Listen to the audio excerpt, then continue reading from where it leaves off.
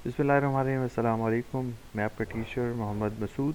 आज हमारा business communication chapter number 9 का third lecture, types of web hosting. Types of web hosting कौन कौन सी होती हैं, या वेब होस्टिंग की कौन कौन सी टाइप्स होती हैं। आपके पास वेब होस्टिंग की डिफरेंट टाइप्स हैं, ठीक है। हमें डिफरेंट वेज़, डिफरेंट तरीक़ेकार से हमें जो है वो वेबसाइट होस्टिंग मिल रही होती है।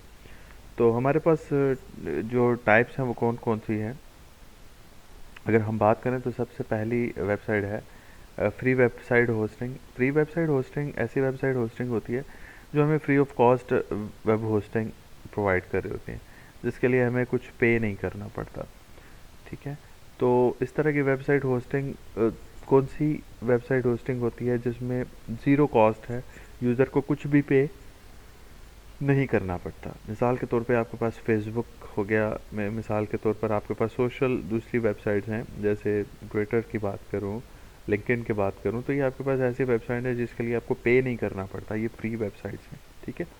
इसी तरह उसके बाद यूट्यूब की बात करूं तो वो भी बिल्कुल फ्री ऑफ कॉस्ट है, तो उसकी होस्टिंग के लिए आपको पैसे नहीं देने पड़ते। उसके बाद है standard website hosting. Standard website hosting ऐसी वेबसाइट होस्टिंग होती है जो वेबसाइट ऐसी वेबसाइट है जिसमें हमें पे करना पड़ता है, ठीक है। हमें पैसे देकर हम इस वेबसाइट की बैंडविड्थ को ख़रीदते हैं, या इस वेबसाइट को ख़रीदने के लिए हम जो है कोई जब भी होस्टिंग करवाना चाह रहे होते हैं तो स्टैंडर्डली कुछ चार्जेस होते हैं जो कि हमें देने होते हैं, ठीक है। जैसे यहाँ पर लिखा हुआ है कि it is a board term covering the most common form of paid web hosting. A standard fee would secure a specific amount of server space, मतलब उसमें आपको specific amount of server space मिलेगी जो कि 10 GB से लेके 200 GB के server तक हो सकते हैं, जिसमें क्या क्या चीज़ें शामिल होंगी। उसमें बैंडविड्थ जो प्रोवाइड हो रही है उसके चार्जेस होंगे, एडमिनिस्ट्रेटिव एक्सेस होगा, ठीक है, और उसमें जो भी उसका ऑपरेटिंग सिस्टम इस्तेमाल हो रहा है उसके चार्जेस होंगे जो कि आपको पे करने होंगे। तो इस तरह की वेबसाइट होस्टिंग जो है वो स्टैंडर्ड वेब। उसके बाद है डेडिकेटेड वेब होस्टिंग।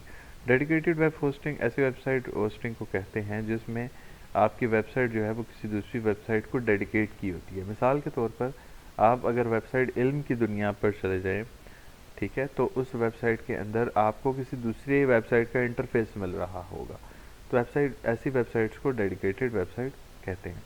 उसके बाद है कोलोकेशन वेबसाइट। कोलोकेशन वेबसाइट्स तीनों वेबसाइट मतलब फ्री, स्टैंडर्ड और डेडिकेशन वेबसाइट जो है डेडिकेटेड वेबसाइट, इन तीनों को आपस में इकट्ठा करके मिला के जो वेबसाइट बनाई जाती है उसको कोलोकेशन वेबसाइट कहते हैं। जैसे मिसाल के तौर पर अगर मैं कोलोकेशन वेबसाइट की बात करूं तो पहले एक city.com के नाम से आपके पास वेबसाइट होती थी जिसके अंदर मैथ्स, फिज़िक्स, कंप्यूटर साइंस और बाकी जितने भी सब्जेक्ट्स हैं उनके सॉल्यूशंस वगैरह मिल जाया करते थे। तो अब जो है वो उनको अलग-अलग कोलैबोरेशंस के लिहाज से कर दिया गया है। कैसे कि उन्होंने mathcity.com अलग कर दिया educationcity.com के अंदर, इसी तरह physicschity.com, chemistrycity.com, तो हर एक को अलग कर दिया। तो इस तरह की वेबसाइट को कोलोकेशन वेबसाइट कहा जाता है। उसके बाद है e commerce website. E commerce website हमारे पास ऐसी वेबसाइट होती है जो कि हम चीज़ों को ख़रीदने और बेचने के लिए इस्तेमाल करते हैं। मिसाल के तौर पे आपके पास OLX है, दराज है, तो इस तरह की वेबसाइट ई कॉमर्स वेबसाइट कहलाती है। फिर रीसेलर वेबसाइट। रीसेलर वेबसाइट ऐसी वेबसाइट है जो कि हम एक दफ़ा बनाते हैं और बनाने के बाद फिर हम उसको बेच देते हैं किसी दूसरे शख्स को, तो इस तरह की वेबसाइट को रीसेलर वेबसाइट कहा जाता है।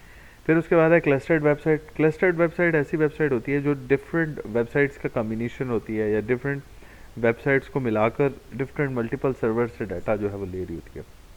मिसाल के तौर पर एक वेबसाइट है तो उसके अंदर वो फेसबुक से भी डाटा ले रही है, वो मिसाल के तौर पर किसी लिंक्डइन वेबसाइट से डाटा ले रही है, मिसाल के तौर पर ट्विटर से भी डाटा ले रही है। तो डिफरेंट, जैसे आपके ऑफिस में एक सर्वर बना हुआ है तो एक ही वेबसाइट जो है डिफरेंट सर्वर से डाटा ले रही है, तो इस तरह की वेबसाइट को क्लस्टर्ड वेबसाइट कहा जाता है।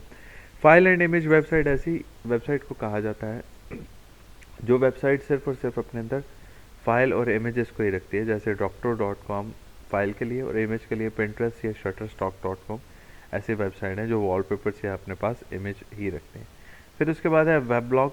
वेबलॉग जो है वो ऐसी वेबसाइट है जो अपने पास सिर्फ और सिर्फ लॉग्स को रखती है, टेक्सचुअल डाटा रखती है, और जैसे आजकल term vlog, video logs की चल रही है, तो इसी तरह वेब लॉग जो है वो अपने पास डाटा को टेक्स्ट की फॉर्म में रखती है और डाटा को एक्सेस करवाती है। ठीक है। अच्छा, इसके बाद अगर हम इलेक्ट्रॉनिक कम्युनिकेशन की तरफ जाएं तो इंशाल्लाह इस इलेक्ट्रॉनिक कम्युनिकेशन को हम नेक्स्ट लेक्चर में पढ़ेंगे। अभी तक के लिए अल्लाह हाफ़िज़।